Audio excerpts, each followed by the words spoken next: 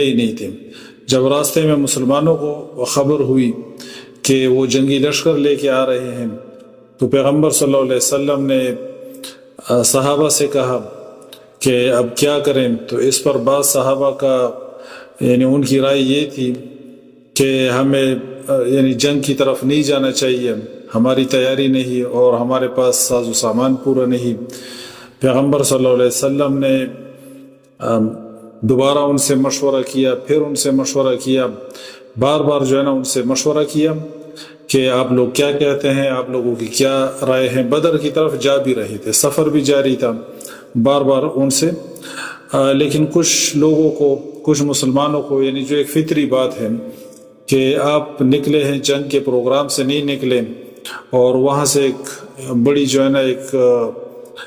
جنگی لشکر کی خبر آپ کو پہنچتی ہے، تو ایک فطری بات ہے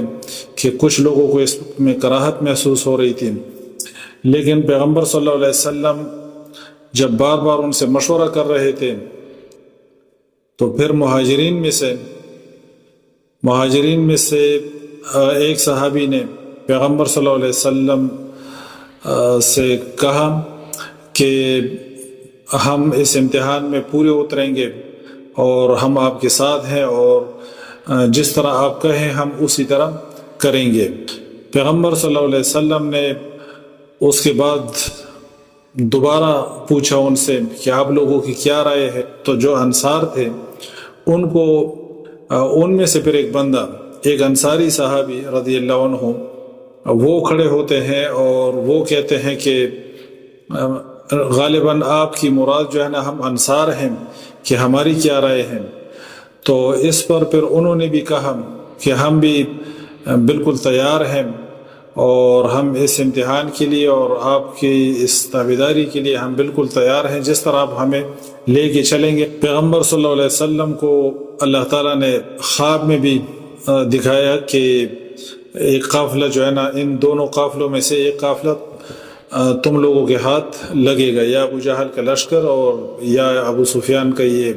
قافلہ۔ پھر جب بدر کے میدان میں پہنچے، اب وہاں کی جو لوکیشن تھی، مسلمانوں کو جو جگہ ملی، وہ مسلمانوں کی جگہ وہاں پہ ریت تھی اور جہاں پہ مشرکین نے ڈیرا ڈالا ہوا تھا وہاں پہ مٹی تھی۔ تو خوب بارش ہوئی، جب بارش ہوئی تو مسلمانوں کی جو زمین تھی یعنی جس سائڈ مسلمان تھے وہاں پہ چونکہ ریت تھی تو اس کا تو فائدہ ہو گیا مسلمانوں کو کہ ان کو پانی بھی ملا، اور انہوں نے اپنے آپ کو پاک بھی کیا اور پانی کو استعمال بھی کرتے رہے، اور اس سے ان کی وہ زمین بھی جو ہے نا بارش سے بہتر ہو گئی۔